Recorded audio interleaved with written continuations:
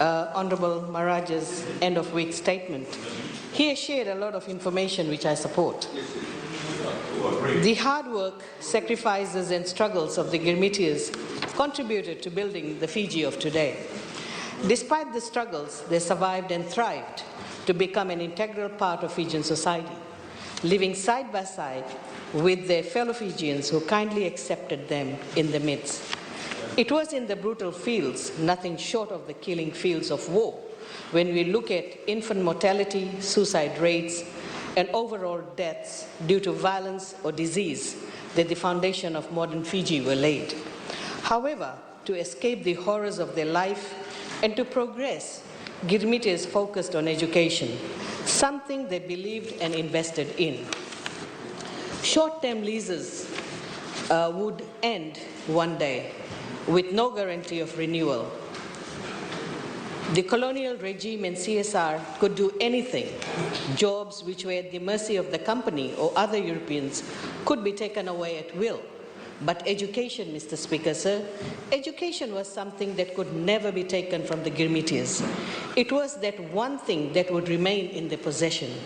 It was this simple truth that drove the Girmitiyas through unimaginable sacrifice and struggles to establish schools.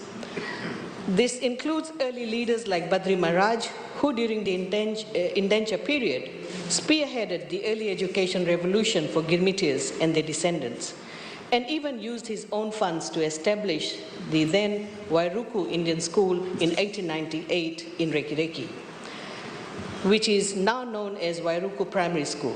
The alumni from this school was none other than the pioneering Itoke leader and statesman, Ratuse Lalasukuna.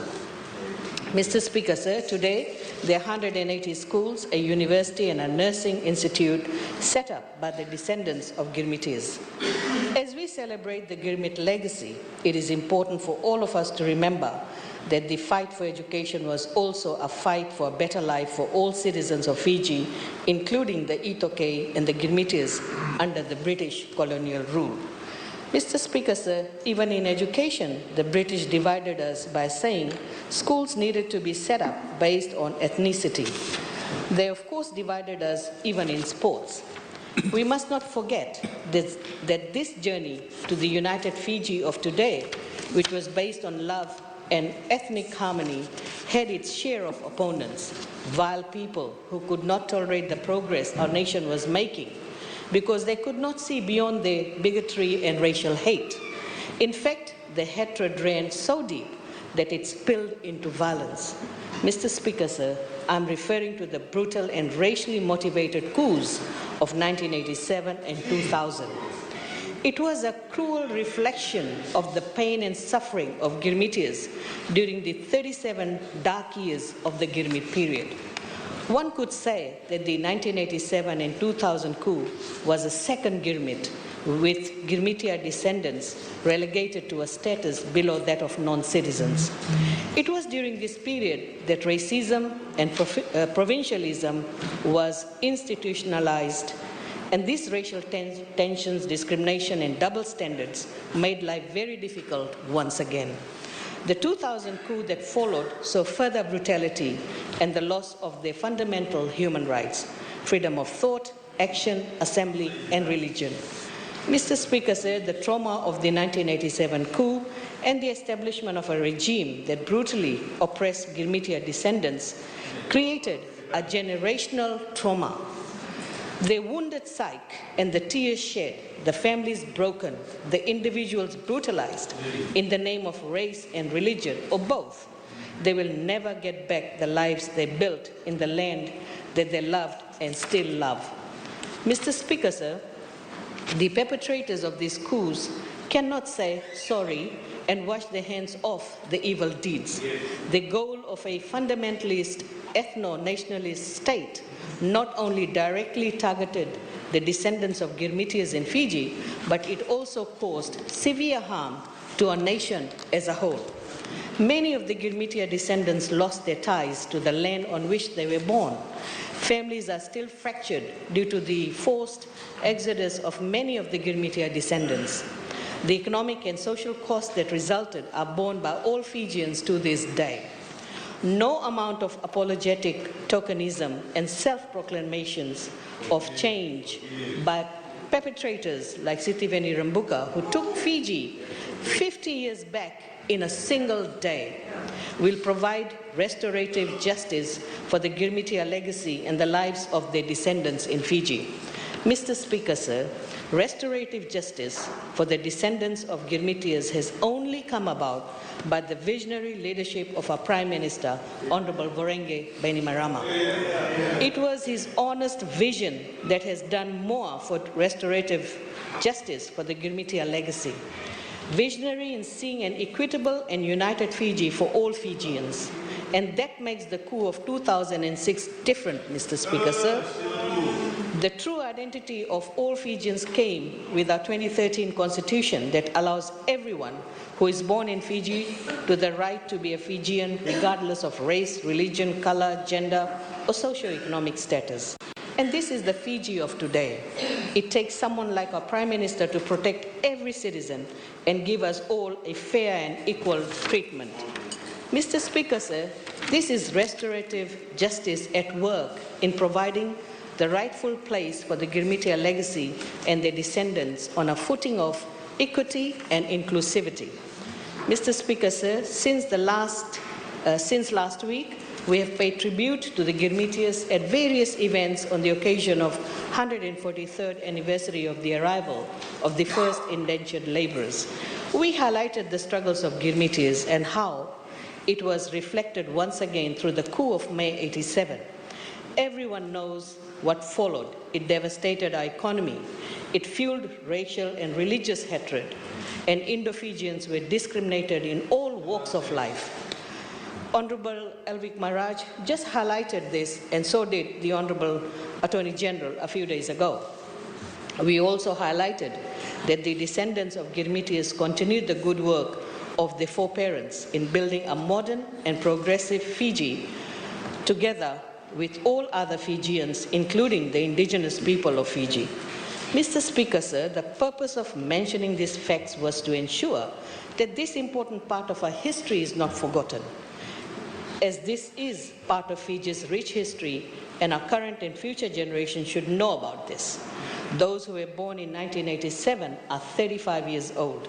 They don't know what happened in this country and why Fiji is the way it is today. Mr. Speaker, sir, Rambuka denied that his 1987 coup forced the Girmit descendants to leave the country. Instead, he shamelessly said that his coup facilitated their departure to greener pastures. None left Fiji for India, and some have now returned to Fiji. People left Fiji because of instability and insecurity caused by him. The only reason why people are coming back to this country was because of the stability and security provided by Fiji First government under the leadership of our Prime Minister. What an insult and disrespect to those who were marginalized, discriminated against, beaten up and raped during 1987. And when we talk about rape, you just say, ooh, ah. That means you don't even know that this happened in this country. You don't even know what was the history of this country. Can we trust him? Has he changed? I don't think so. There is no remorse shown by him with such utterances. Now, to remedy that, he will declare public holiday to mark Girmit Day. What a hypocrite, Mr. Speaker said. May 14th was not only the arrival of first indentured laborers, but also the day he committed the coup of 1987. Every Girmit celebration should always remind the descendants of Girmitiyas the atrocities of 1987 coup.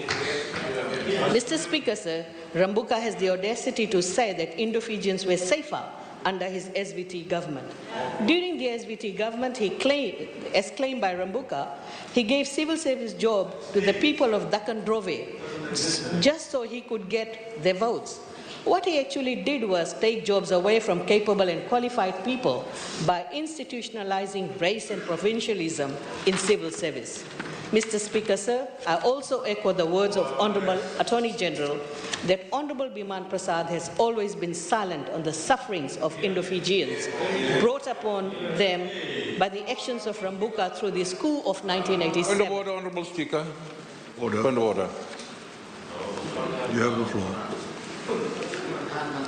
Honorable Speaker, I've been sitting here for the last 30 minutes. Both interventions by Honorable Alvick, Maharaj and the Honorable Minister, if they do not realize, is creating and inciting ethnic tensions today. And I want to say one thing also, Honorable Speaker. The Honourable Minister is misleading the House about the Honourable Biman Prasad not taking any interest in the Indo-Fijian population of Fiji. That is a lie. That is a lie, and she should withdraw that statement. But I must add also, Honourable Speaker, there are many goodwill people in Fiji today, accommodating. And I'm saying this on the ethnic part, Honourable Speaker. What is your point? The tone is not good. I'll say that now. Thank you. I thank the honourable member, honourable minister. You have. Thank you, Mr. Speaker, sir. The opposition believes that I should be. You have the floor to complete your response. Thank you, Mr. Speaker, sir. The opposition believes that I should be sanitizing the history and presenting it the way they want to hear it. But that is the history, and we have to accept the history. Now, let me remind Honorable Prasad what Rambuka said, and of course the opposition, and I quote, "The Hindus and Muslims are pagans who must be converted to Christianity. It will be a big challenge for us to convert all Indians. Those who do not choose to become Christians can continue to live here, but they will probably find that it is a difficult place to live in, and we are trying to make this place perfect for the Fijian people, meaning Itokes. And if it is not perfect for others, then that is too bad, and they will have to go." Mr. Speaker, sir, a comment by Mahendra Chaudhary caught my eyes this week, which needs to be corrected. He has manipulated the remarks I made. Firstly, he completely ignored that I had shared my own story, which was probably the case with many Fijians, Indo-Fijians. I said that I had no family connection in India, and it's a fact. My grandfather came in 2016. He came from a place called Basti. I don't even know where Basti is. The connection is simply as a tourist or a visitor. That's how I feel when I go to India. I never said that we have no cultural, economic, or spiritual ties. There is a huge difference between having cultural and spiritual ties and having family ties. And you all understand that. You all understand the difference between that. Mr. Speaker, sir, we understand that Mr. Chaudhary's experience is different. Perhaps like me, others too may not have connections like Chaudhary had with the state of Haryana in India after the 2000 coup. Girmitiyas had done a lot to develop Fiji that we see today. Their sacrifice and struggles laid the foundations for Fiji's economy. Their legacy has been continued by their descendants to the present day. The sugar industry, which has been the mainstay of our economy for over 100 years, has been the contributor to our foreign exchange. It is still a source of livelihood for thousands of Fijians.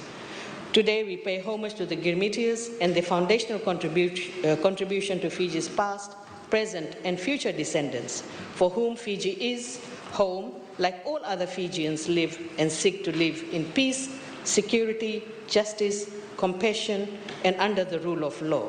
Mr. Speaker, sir, I want to once again share my story. My grandfather came from a place called Basti in India. And this is my great-grandfather and my grandfather. He was a small boy when he came. Ever since he came to Fiji, he worked in the sugarcane plantation. Then they started a small business, and that's how we built our life. And then, of course, the coups of 1987 destroyed my family. My family were separated. My brothers and sisters migrated because of instability, insecurity. They left. But when I go to India, I have been there many times. I love the country. I enjoy the food. I buy clothes. I buy Bollywood movies. I do everything just like a tourist does. But that's not my home. That's not my home. My home is Fiji. That's where I belong. Thank you.